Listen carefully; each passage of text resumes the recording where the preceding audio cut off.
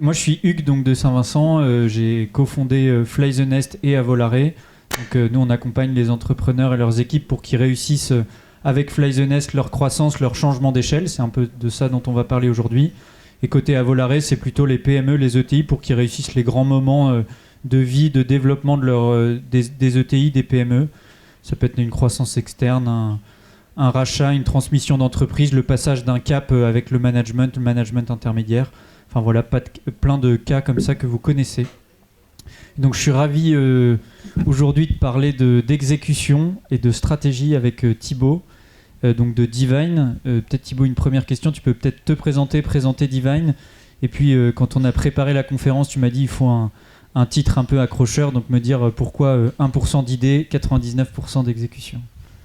Alors, bonjour à toutes et à tous. Merci de cette invitation, Hugues. Content de travailler avec toi depuis déjà 2 ans.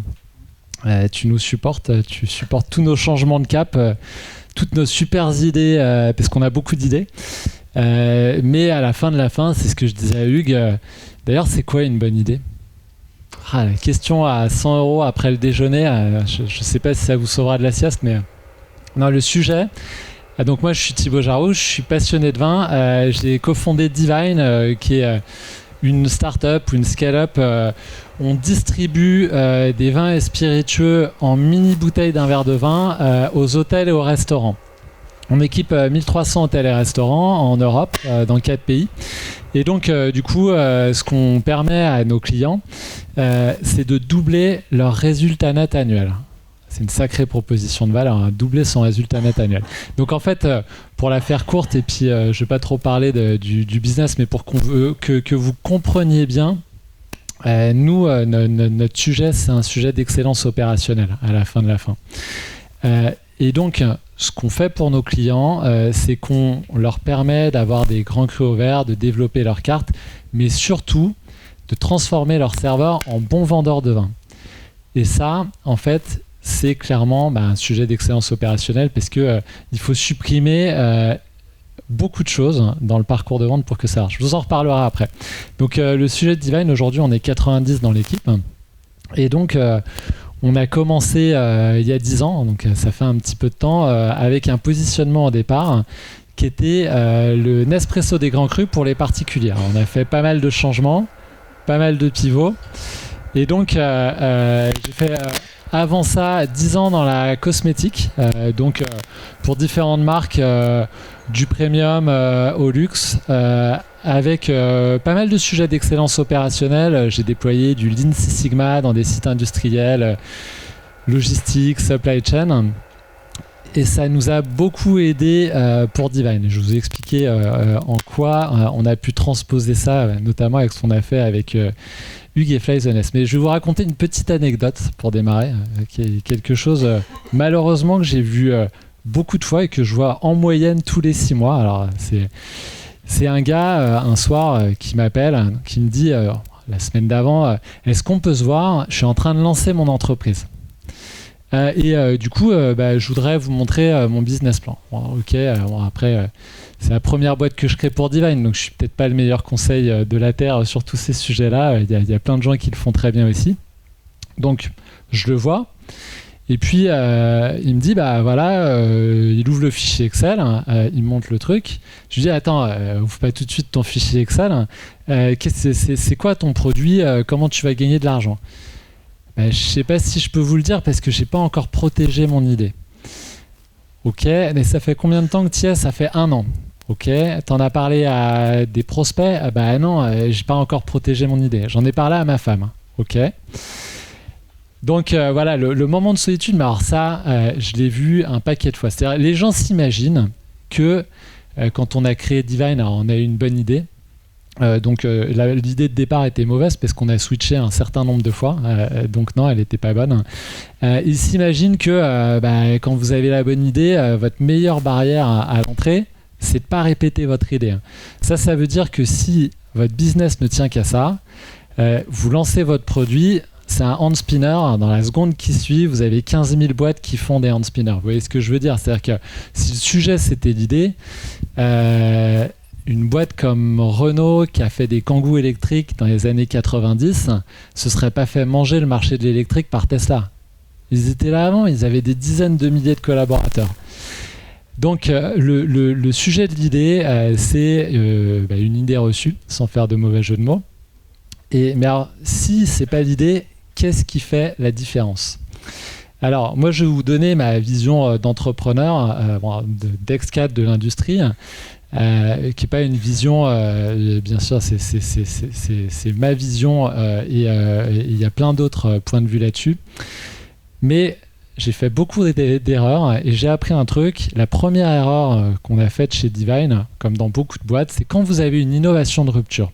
Donc nous, la Nespresso du vin, il y a plein de gens qui nous ont dit au départ mais attends, c'est super, on peut la mettre chez les particuliers et puis tu pourrais la vendre chez Darty ou aux Galeries Lafayette, et puis pourquoi est-ce qu'on n'en mettrait pas dans les hôtels ou dans les lounges d'aéroports, sur des bateaux de croisière ?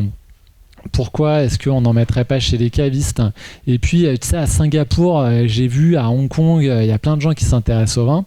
Bon, le sujet, c'est que vous pouvez être partout, et quand vous êtes partout, vous êtes nulle part. Donc, le premier sujet, c'est le focus. Et donc, l'excellence opérationnelle, en termes de focus, ça commence par définir des objectifs en nombre restreint. Donc par exemple, ce qu'on a fait concrètement il n'y a pas longtemps, parce que du coup on a commencé à bosser il y a 2 ans avec Fly the Nest, mais on a eu un peu la folie des grandeurs au départ en se disant attends, mais c'est sûr, on peut améliorer que ce qu'on mesure. Donc après avoir pondu une centaine d'indicateurs et de KPI, on s'est dit ok, par quel bout on prend le truc. Donc chaque équipe, voilà, la règle maintenant, c'est minimum 3, maximum 6 indicateurs clés qui sont des indicateurs qui sont communiqués au reste de la boîte et de l'équipe. Ça ne veut pas dire qu'en interne, une équipe n'a pas d'autres indicateurs, mais si on doit mesurer le succès d'une équipe, et si on n'est pas capable de la synthétiser en 3, 4, 5, 6 indicateurs clés, ce qui est déjà beaucoup des fois, ça veut dire que l'énergie, elle est trop dispersée. Donc ça, c'est un exemple tout bête, mais en termes d'exécution, le focus, c'est le nerf de la guerre. En 2014, j'ai un entrepreneur qui m'appelle parce que en fait, le sujet d'avoir une bonne idée, c'est que si c'est vraiment une bonne idée, donc vous avez fait un constat, vous avez vu qu'il y avait un problème, vous lancez votre boîte, a priori, il y a 20 équipes sur la planète qui font exactement la même chose que vous. Exactement. Si c'est l'idée du siècle, il y en a 50. Je connais des gens qui ont lancé un Twitter-like en même temps que Twitter, c'est peut-être pas le meilleur exemple, ou un Facebook-like en même temps que Facebook, qui ont levé 20 millions d'euros en 2001. Ces gens-là, personne ne les connaît, ils ont disparu. Et donc, le sujet, c'est le focus. Et donc, un gars m'appelle en 2014, il me dit, écoute, donc en Espagne, on a développé des mini-bouteilles de vin au verre, comme vous faites. On a développé une machine, on est en train de le commercialiser et on a breveté tout ça. Donc du coup, je suis embêté, mais a priori, vous êtes en train de manger sur nos brevets et tout ça. Alors, c'était pas le cas, mais bon, il y avait quand même quelque chose d'un peu intimidant, sachant que nous, on n'avait pas lancé encore la Divine, on était en phase de R&D, on avait levé de l'argent, mais qui n'avait pas encore produit. 1 an après, il finit par jeter l'éponge, parce qu'il voulait tout faire en fait. Presque même produire du vin et acheter des vignes. Donc voilà, le sujet du manque de focus dans beaucoup d'entreprises innovantes, c'est quelque chose qui tue énormément de boîtes, pas que dans les entreprises innovantes. Et donc le deuxième sujet finalement, au-delà du focus, parce que le focus c'est bien, mais je reprends l'exemple de Tesla et Renault. Au début des années 2010, on a quelques investisseurs de ces entreprises au capital dans les 130 qu'on a. Donc c'est un sujet qu'on a vu aussi évoluer de l'intérieur. La vision de Renault, c'était de dire on va faire plus de 10 millions de véhicules par an et ça se trouve, on va être le premier constructeur en nombre de véhicules produits. Au même moment, la vision de Tesla est de dire on va révolutionner le domaine de la mobilité et du stockage d'énergie pour avoir un impact sur la transition environnementale. Donc c'est quand même une vision en termes de profondeur, de largeur de marché qui est complètement différente parce que la première, c'est une vision KPI, c'est-à-dire que c'est pas vraiment une vision, c'est on veut atteindre 10 millions de véhicules. Et donc, la force de ce qu'on a fait ensemble, c'est de se dire, OK, si vous définissez des KPI dans chaque équipe qui ne sont pas reliés à la vision de l'entreprise à 5 ans, en fait, a priori, il y a toutes les chances pour que vos KPI soient soit reliés au système de variables de vos managers, soit reliés aux objectifs ou aux problèmes court terme d'exécution ou opérationnelle que rencontre la boîte. Alors, le truc, c'est que c'est un grand écart. Quand on a défini la vision à 5 ans et qu'on se dit, OK, quel est le KPI qu'il faut atteindre le mois prochain pour exécuter la vision à 5 ans, ça ne marche pas non plus. Donc, chez Divine, l'exemple de la vision à 5 ans, alors à 3 ans, je ne vais pas tout vous raconter sur ce qu'on fait. On veut être le leader sur les vins et spiritueux au vert pour les pros en Europe de l'Ouest. Bon, déjà, ça peut paraître un peu ésotérique.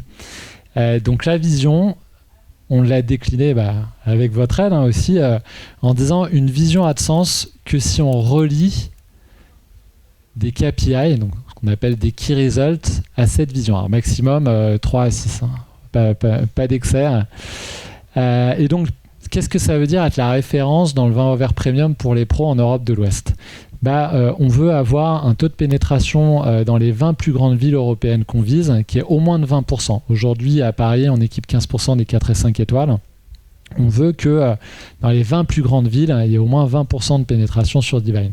La référence, on veut être la meilleure empreinte carbone par verre de toute l'industrie. Aujourd'hui, un verre de vin, c'est à peu près 350 grammes de CO2.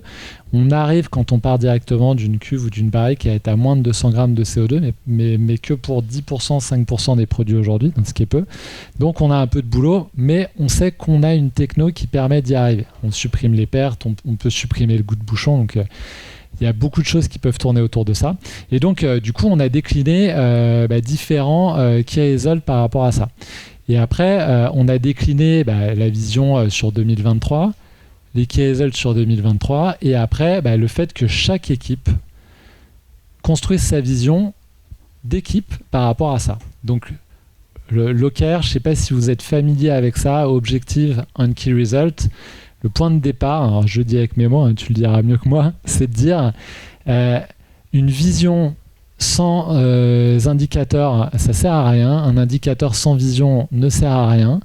Et donc, la seule manière de définir un objectif d'équipe sur un trimestre, un semestre, c'est de définir les deux. Alors, une fois qu'on a dit ça, c'est pas si simple que ça. Parce que du coup, il faut définir la vision à 1 an. Et par exemple, nous, en étant la référence, on vise un taux de pénétration de marché et on vise un nombre d'établissements équipés. Donc, l'équipe RH, quand elle a pris cette vision-là, elle a dit « Ok, en 2023, moi, je veux rendre scalable le process de recrutement et d'intégration des nouveaux commerciaux dans l'équipe. » Et concrètement, ça veut dire quoi ? Ça veut dire que quelqu'un qui arrive en 12 semaines, il faut que 80% des nouveaux, ils atteignent 80% de leur objectif. Donc, après, il faut bien commencer par le commencement. On a regardé les stats, on a regardé l'historique, on a regardé là où ça pêchait. Et effectivement, sur le taux de casse, sur des recrutements commerciaux en période d'essai, c'est pas toujours une chance exacte, mais en regardant les performances réalisées et en ayant un bon process au recrutement, notamment sur l'évaluation de chaque compétence, ça nous a permis de définir des prédictifs de succès quand on recrute. On sait que 80%, c'est impossible d'aller au-delà parce que c'est le recrutement et il y a une part d'incertitude qu'il faut accepter. Donc voilà, c'est un exemple tout bête sur la focus. Le focus, c'est bien. Le focus sans vision, finalement, c'est pas très utile non plus. La vision toute seule, c'est pas forcément utile. Et donc, l'étape d'après, parce que c'est bien définir des indicateurs et de définir une vision, mais qu'est-ce qui transforme cette vision en réalité ? Donc ça, c'est ce qu'on appelle, ce que vous faites dans vos entreprises aussi, l'excellence opérationnelle. Le sujet de l'excellence opérationnelle, c'est qu'on peut tout dire et rien dire. Pour en avoir fait pendant quelques années dans l'industrie, le sujet de l'expérience opérationnelle, il est souvent pris sur la gestion de la bottom line. Comment est-ce que je vais à la chasse au coût ? Comment est-ce que j'optimise mes pertes ou mes profits ?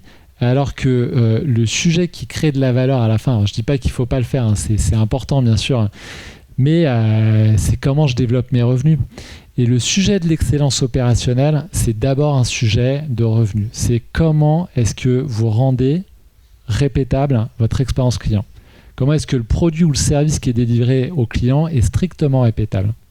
Et donc, le sujet qui est devenu clé chez Divine, qui est un peu l'obsession qu'on a et qui permet de développer le business de nos clients, le vin, en fait, c'est le dernier produit de luxe au monde qui ne répond pas au code du luxe. Un sac Louis Vuitton, vous l'achetez chez Louis Vuitton, il n'est pas 10% plus petit que son collègue pour le même prix, il n'est pas éraflé et tout le monde sait vous en parler. Et du cheval blanc, vous pourrez en acheter à Hong Kong, dans un bar un peu intermédiaire, en terrasse, il est à 30 degrés. Le serveur, il pense que ça se sert comme du whisky et il vous sert ça et vous avez payé votre verre très cher, donc vous lui demandez plus, il vous le sert à ras-bord. Voilà, je vous passe ces détails, mais quand vous commandez un verre de vin dans un restaurant ou dans un hôtel, il y a 50% du prix payé qui est lié au dernier mètre en termes d'exécution. On a fait beaucoup de panels consommateurs. 50%, c'est énorme. Il n'y a pas de produit qui a une telle variabilité dans l'exécution. Et le fait de s'occuper des 12 maillons dans la chaîne de valeur, dans notre chaîne d'exécution, de travailler sur chaque maillon avec différents OKR, en reliant à la vision, parce qu'on ne peut pas être sur tous les fronts, donc il faut choisir ses combats. Et ce que je vous disais sur le focus, par exemple, nous, le stockage, c'est un point. Vous servez à la température, à l'aération parfaite, ce qu'on fait avec la Divine. Si votre vin il a été mal stocké avant, de toute façon, c'est mort, vous ferez rien. L'autre sujet, c'est sélectionner des vins. Pourquoi on a décidé de devenir aussi vendeur de vin ? On aurait pu choisir une trajectoire différente, de développer la super carafe. C'est parce que ce qui crée une expérience hors du commun autour du vin, c'est de prendre un bon vin et quand vous le servez bien, vous le rendez 2 fois meilleur. Mais 2 fois 0, ça fait 0. Donc si vous faites pas la sélection des vins, vous faites pas le marketing mix et l'intégralité, et vous passez à côté de grosses étapes dans la chaîne de valeur. Donc nous aujourd'hui, nos 2 cœurs de métier qui permettent de doubler le résultat net de nos clients, il y en a un, c'est d'assurer en salle que l'exécution, elle est parfaite, quelle que soit la compétence du staff. Donc on fournit la verrerie, on s'assure de la température et du carafage avec ce qu'on fait avec la Divine, la quantité elle est gérée avec le verre, et on met en place un parcours de vente, on forme le staff sur la vente et on l'incentive. Et tout ça, ça doit être fait parce que si le staff n'est pas motivé, il n'en parle pas ou il n'est pas aussi assidu, et donc du coup notre sujet d'excellence opérationnelle, il est intimement lié finalement à notre capacité à créer une expérience client hors du commun.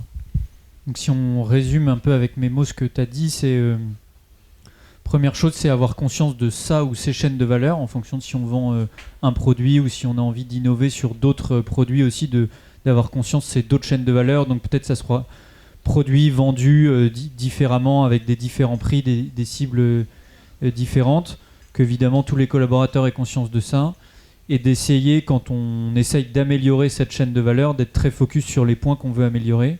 Moi, ce que je trouve intéressant avec les OKR et justement définir les objectifs, c'est un sujet aussi que le plus possible de personnes dans les entreprises soient capables de le faire et de bien le faire. Et souvent, on confond un objectif qui permet de constater qu'on a atteint là où on voulait être qualitativement et pas un but en soi. Moi, j'ai lu récemment l'exemple d'un médecin qui serait payé à sa capacité à garder la température de ses clients à 38,5, et ils disent dans les entreprises il y a un peu ça et ça finit toujours pareil. En fait, on met le thermomètre dans le frigo et puis on dit que tout le monde est à moins de 39, mais en fait c'est pas que les gens sont plus malades, c'est juste qu'en fait on a dévié de ce qu'on voulait être, de ce qu'on voulait faire, et qu'on vise des indicateurs pour des indicateurs mais qui ne doivent pas être des fins en soi. Donc réussir à bien formuler les objectifs qualitativement et ensuite les constater avec quand même des indicateurs précis, chiffrés, parce qu'on aime bien aussi dire quand est-ce qu'on ouvre le champagne et savoir si oui ou non on va l'ouvrir en fonction de si oui ou non on a atteint le bon indicateur. Vous faites pas encore champagne, mais... non, on y travaille. Mais ouais, t'as raison, c'est un bon point. Nous, c'était quelque chose qu'on avait du mal à faire. Alors, on a bossé sur notre raison d'être il y a 5-6 ans. Et en fait, quand j'étais dans des grandes entreprises de plusieurs dizaines de milliers de collaborateurs, il y avait quand même le sujet de la raison d'être, c'était hyper ésotérique, quoi. Je voyais mes collègues ou mes collaborateurs, il y avait ce truc, c'était placardé sur les murs. Et donc, concrètement, sur mes KPI, ça veut dire quoi ? C'est vrai que le fait de se forcer à la décliner à l'année, sur 6 mois, à une équipe, à une sous-équipe, c'est un exercice qui est dur, mais nous, la vertu qu'on a vue, c'est qu'une fois que l'équipe l'a fait une fois, après, ils sont hyper demandeurs et en termes d'autonomie, c'est beaucoup plus facile pour eux de définir des KPI qui sont impactants pour l'entreprise. Et on avait toujours ce truc de se dire, nos managers ont du mal à définir des KPI qui sont marquants sur le long terme. Ça a vraiment changé ça. Et donc après, peut-être qu'on peut dire très concrètement, maintenant, moi j'aime bien... ce qu'on a fait aussi, c'est de fixer un cadre pour l'excellence opérationnelle, l'exécution, qui est un cadre itératif. Là d'ailleurs c'est assez intéressant, on va rentrer dedans puisque c'est la fin de l'année, on va se projeter vers l'année prochaine. Peut-être de dire la cascade un peu et les événements qui sont organisés pour finalement passer d'une vision de boîte à des visions de service. C'est quoi quels séminaires on fait et quelles sont les temporalités après des objectifs et peut-être ton retour d'expérience là-dessus. C'est la partie sympa des phases de préparation de nouvelle année. Alors, au-delà des séminaires, forcément quand on est dans les vins et spiritueux, c'est plus sympa que dans d'autres secteurs d'activité. Donc on se fait toujours ça en 3 temps. On a trois niveaux, je dirais, décisionnels. Alors on est 90 personnes dans l'entreprise et forcément c'est plus simple de le faire à ce niveau-là. Il y a un niveau avec mes 2 associés où vraiment on travaille sur est-ce que la vision à 5 ans est toujours la bonne ? Est-ce qu'il y a un point d'inflexion ? Est-ce que là par exemple on s'est dit ok, en termes de trajectoire de rentabilité, on met un peu plus d'Europe, un peu moins d'Asie sur les années qui viennent. Donc voilà. Et après, donc là, on fait une journée. Du coup, en général, 2-3 semaines avec un petit séminaire où là, on réunit le COMEX, donc vraiment la leadership team, où il y a 14 des managers clés de l'entreprise. Donc quand même assez large, mais suffisamment large pour aussi avoir une courroie de transmission très forte entre l'équipe dirigeante et l'ensemble des équipes terrain, ce qui est des fois un problème quand vous avez des comités ou des leadership teams qui sont trop resserrés. Et donc où là on va leur demander finalement par rapport à cette vision à 5 ans, à 3 ans de l'année, déjà de la challenger un petit peu, donc aussi en amont, d'identifier eux les sujets qui leur semblent importants, et puis de se faire des sessions où on met tout en commun par petits groupes de 3 à 4 où on va un peu chacun travailler sur des sujets qui semblent clés dans l'exécution et dans la vision.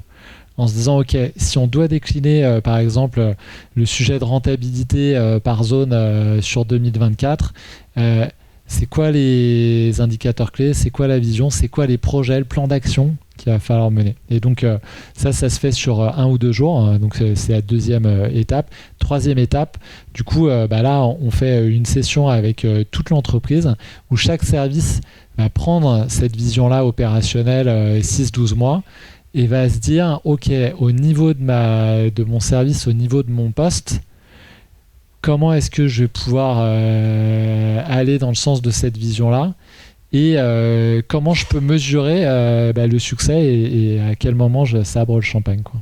Et donc ça en 3 temps. Ok, 3 temps. Donc un temps CODIR où on fait les grandes priorités de l'année, on les affine avec le COMEX, avec des chantiers, on va dire, de l'année qui émergent et donc qui seront traités. Et puis après la même chose mais au niveau des équipes pour voir comment chaque équipe contribue à l'obtention des objectifs de l'année. Ok. Et après du coup là où je sais pas encore si on le fait parfaitement, mais ce que ça a permis, moi je trouve aussi, c'est de questionner du coup les investissements et l'organisation. Est-ce qu'elle est adaptée à la stratégie ? Ça en 2 ans, je sais pas comment toi tu as vécu la chose, mais une fois nous on aime bien dire, une fois qu'on a fixé une ambition, en fait l'organisation s'adapte et le budget, du coup les investissements voire les recrutements s'adaptent à cette ambition Est-ce que, comment tu as vécu ça toi en 2 ans? Concrètement, quel changement ça a apporté dans ta façon de piloter la boîte ou de mener les choses? Alors, c'est un process itératif, c'est-à-dire que dans toutes les entreprises de croissance, donc surtout quand on est sur des croissances de 50 à 100% par an, ça peut être un peu violent aussi pour l'équipe. C'est dur à prévoir. Nous, on a fait un premier semestre qui était un peu plus dur que prévu parce que notamment le fait de doubler l'équipe, ça se passe pas toujours comme dans le fichier Excel où on se rend compte qu'en mettant un management intermédiaire, il y a des problèmes de fond qui ressortent, qui nécessitent de reformater l'équipe différemment. Donc, c'est pas parce qu'on se définit une vision à 5 ans que justement cette vision déclinée à 1 an et à 6 mois et ses objectifs à 6 mois, ils ne méritent pas d'avoir des changements structurels importants et qui vont impacter le reste de l'exécution. Donc c'est un process qui est quand même très itératif. Mais comme les équipes ont gagné en autonomie là-dessus, vraiment ce qu'on a gagné, c'est qu'elles sont devenues quand même assez proactives sur le fait de se dire on ne va pas pouvoir atteindre nos objectifs pour telle et telle raison. Voilà ce qu'on pourrait faire ou voilà pourquoi ça déconne. Qu'est-ce qu'on fait? Et est-ce que ça implique qu'il faut changer la vision de l'année? Ça implique qu'il faut changer le point d'atterrissage de l'année ou pas? Et ça, en termes d'autonomie, le fait de se dire les équipes sont autonomes pour lever le doigt et se dire à un moment donné ça déconne, il faut faire différemment, ça c'était en 2 ans un gros gap qu'on a fait. Parce que du coup, après ce qu'on n'a pas dit, là on est resté dans la façon de définir la stratégie, les objectifs aux différents niveaux, mais ce qui est aussi puissant, enfin en tout cas dans la façon dont on a essayé de le mettre en place, c'est que ça rend la stratégie opérationnelle, mais c'est aussi un outil d'animation pour tous les managers, tous les responsables de projets stratégiques ou transverses en fonction de comment on les appelle.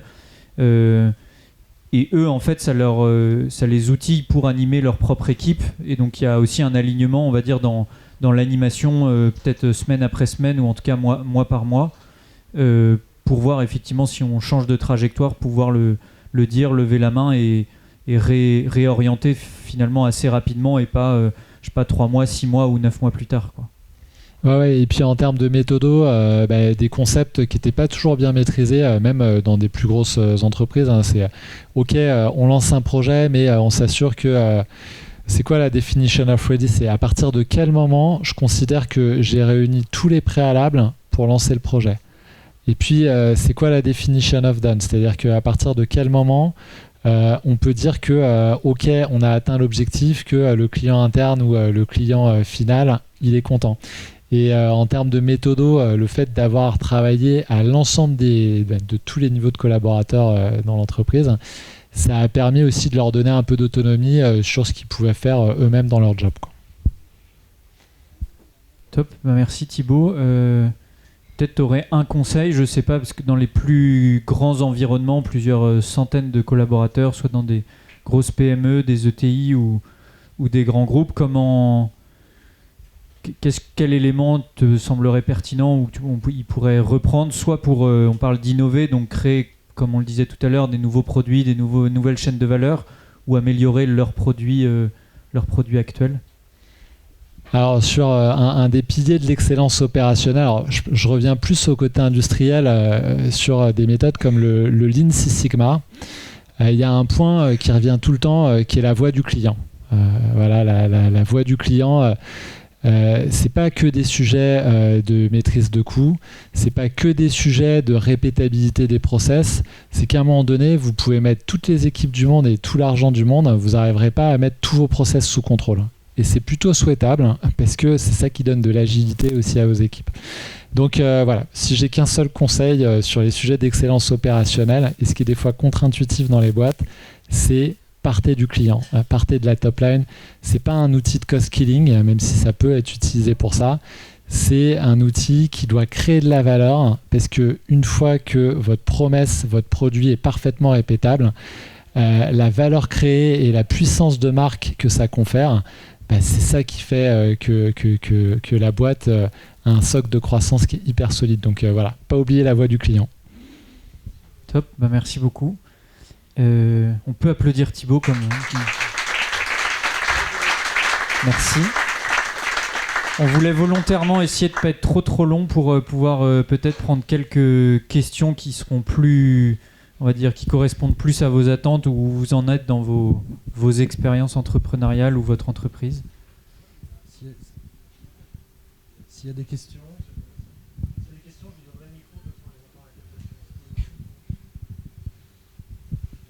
Bonjour, merci pour la présentation. Une petite question, moi, alors quelques questions, tu choisiras celle auxquelles tu veux répondre.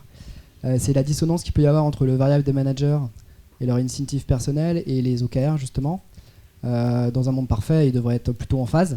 C'était ma première question par rapport à comment vous fonctionnez, vous, chez Divine, puisque vous en avez parlé dans le cas où, justement, parfois, on va travailler pour ces objectifs personnels plutôt que pour les objectifs et la vision.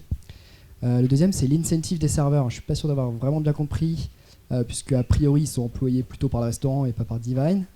Ou alors, je n'ai pas forcément compris. Et le dernier, c'est juste à la fin. C'est une question qui s'est rajoutée. Aujourd'hui, nous, il y a une tendance qu'on perçoit pas mal qui est pas client first, mais qui est plutôt employee first. Est-ce que c'est quelque chose que vous regardez chez Divine ? Merci pour ces questions. Alors... Ouais, le sujet, qu'est-ce qui fait que quand il y a 20 personnes qui font la même chose que vous, qu'il y en a une qui réussit et pas d'autres, bon, le focus, la vision, mais c'est comme dans l'immobilier, il y a 3 règles, l'équipe et l'équipe. Donc ce que tu dis, employee first, customer second, c'est un bon principe, mais faut pas oublier qui paye les factures à la fin. Donc c'est hyper, l'équipe est clé, mais mettre l'un plus haut que l'autre, je trouve que c'est dangereux. Ça entretient dans certaines entreprises la culture de le client passe après, et ça peut être dangereux, je trouve. Donc c'est mon point de vue. Moi, je les mettrais au même niveau parce que il faut la meilleure des équipes pour réussir. Et l'équipe se nourrit des succès des clients. Donc voilà, c'est plutôt une symbiose. Sur les questions de REM à l'intérieur et à l'extérieur de l'entreprise, donc pour les serveurs, en fait, le système d'incentive, c'est que tous les 24 flacons, ils ont un petit cadeau. Soit un chèque cadeau de 5 €, soit une bouteille de vin. Et donc, c'est important parce que c'est peut-être pas les 5 € que ça va représenter, mais il y en a qui sont hyper contents, ils montrent à leurs amis, tiens regarde, je suis un des bons, je sais vendre du pomme-roll, et d'ailleurs j'ai été récompensé, j'ai une bouteille de vin, enfin c'est des boulots qui sont pas toujours très valorisés, sur lesquels le management peut être un peu dur dans l'hôtellerie et la restauration, voilà. Et faut pas sous-estimer l'impact moral aussi que peut avoir ce système d'incentive, et ça reste de la vente, hein, c'est-à-dire que du coup il faut que ce soit motivant, il faut que ce soit fun. Nous, la raison d'être qu'on a chez Divine, c'est de créer des moments de dégustation uniques autour du vin, mais il y a plein de fois on passe à côté parce que les serveurs osent pas proposer, parce qu'ils se disent bah ouais, s'il a des questions sur le pomme-roll, t'inquiète pas, tout est sur le téléphone du client, il n'y a pas de souci. Donc voilà, et l'incentive, ça lui donne envie de créer ces moments-là.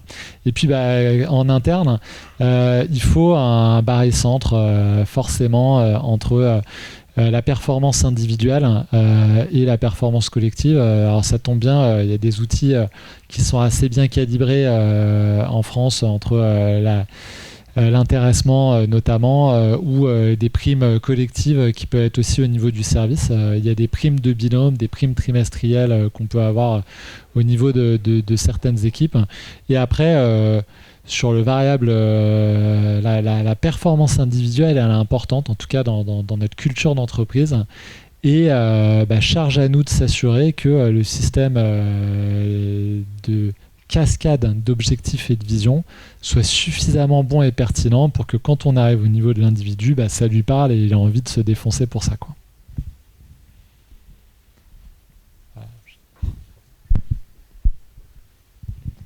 Merci pour votre intervention. Et du coup, il y a une question qui me vient par rapport à ça. Est-ce que vous changez vos systèmes de variables tous les 6-12 mois pour justement se coller un peu plus sur vos objectifs globaux de boîte, peut-être notamment par rapport au sales, c'est peut-être plus ça le sujet.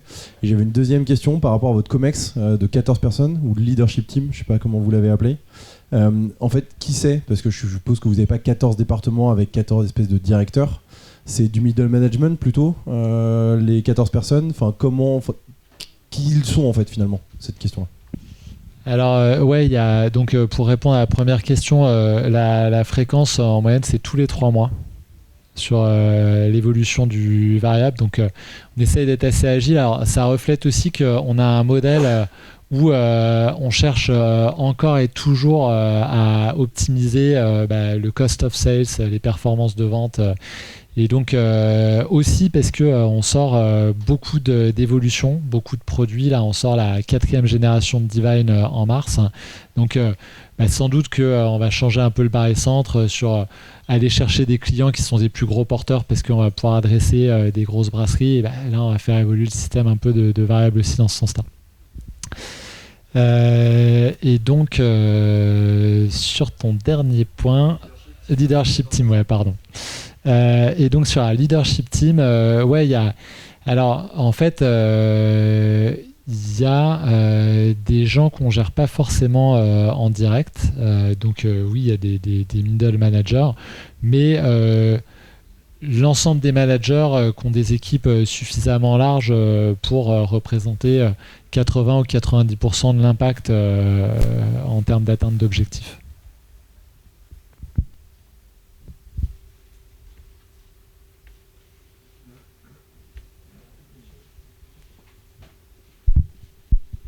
Bonjour Jean-Baptiste, alors c'est un peu une question de Fayot. En quoi Fly the Nest vous a aidé? Alors, ça dépend. Incentivé, Jean-Baptiste, c'est le. Ça dépend de. Ça dépend du tarif 2024 que j'aimerais discuter en live avec Hugues. Non, honnêtement, je suis hyper content de l'accompagnement de Fly the Nest.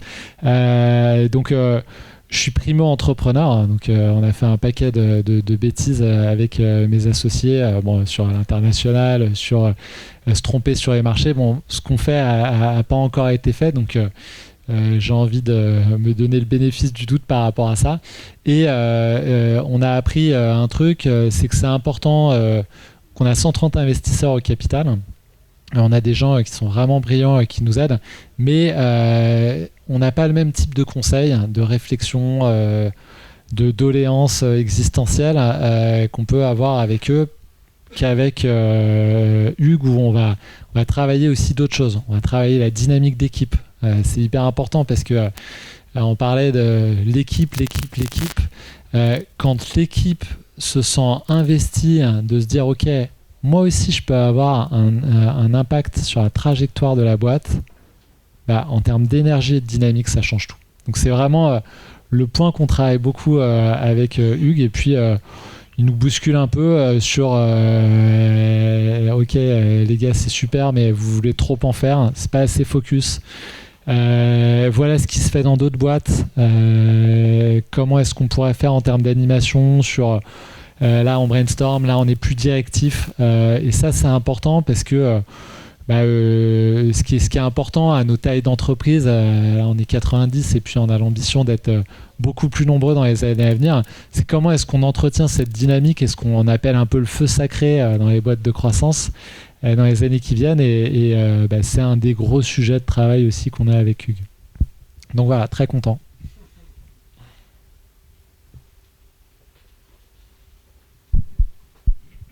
Merci.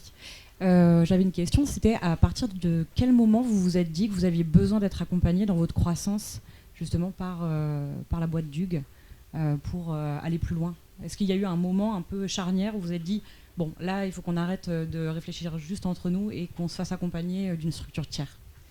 Alors venant de grandes entreprises, tous les trois en tant qu'associés managers, on s'est dit attends, on est un peu les rois de la piste, on va commencer, on a été cadre, on a été à des comités de direction, et donc gérer une boîte de 10 personnes, puis 20 personnes, puis 100 personnes, sauf que c'est en fait c'est un sujet qui est complètement différent. C'est j'arrive avec une innovation qui va disrupter un marché. Donc, ouais, ce sujet-là sur le point de départ de la boîte, il a été vraiment impactant parce que en fait, on a eu envie de se faire accompagner quand on a commencé à réaliser qu'on faisait beaucoup de conneries assez rapidement parce qu'on était assez assertif sur la manière de faire et transposer des recettes qui marchent sur des valeurs d'usage connues. C'est hyper dangereux quand la valeur d'usage n'est pas connue. Et nous, la valeur d'usage n'est pas connue parce que rendre le vin 2 fois meilleur avec un équipement, les gens savent pas ce que c'est. Et quand on leur dit vous allez doubler votre résultat net annuel, ils comprennent pas comment c'est possible. C'est un peu comme en 1900, vous allez voir des gens en leur disant j'ai inventé la voiture et puis je vais remplacer ton cheval et il y a de l'essence. Je vais donner de l'essence à boire à mon cheval. Enfin, les questions qu'on a des prospects, c'est ça. Hein.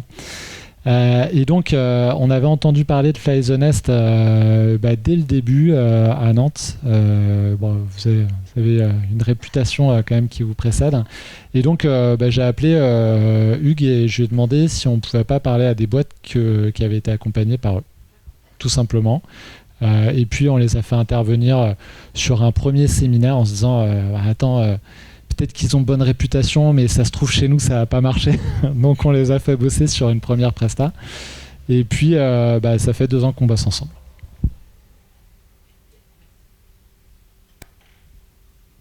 Je peux compléter, mais nous, dans ce qu'on observe, c'est c'est ultra clé aussi pour nous d'intervenir dans les bons moments. Souvent, c'est des phases de structuration, et souvent, ces phases-là, elles interviennent après soit des moments financiers, une levée pour les startups ou un rachat, un plan stratégique où il y a dans des plus grandes entreprises une banque, des investisseurs qui arrivent, et c'est ça qui crée le fait de devoir bien s'aligner pour bien être focus, et du coup que l'argent qu'on a, ou en tout cas soit investi au bon endroit et sur des bons sujets, et que la courroie entre guillemets avec tous les dirigeants, les managers, les collaborateurs d'un groupe, elles se mettent bien en marche pour produire la valeur qui a été attendue. Après, ça peut être aussi de l'argent gagné parce que l'entreprise est très rentable, et voilà, mais c'est plutôt dans des phases de structuration où il y a besoin de passer des gros paliers, quoi. On a le temps pour une dernière question, s'il y a quelqu'un qui veut se lancer sur cette grosse responsabilité. Pas de dernière question ? C'était toi la dernière question du coup. Bon, on peut les applaudir à nouveau. Merci à tous les deux. Merci beaucoup. Merci.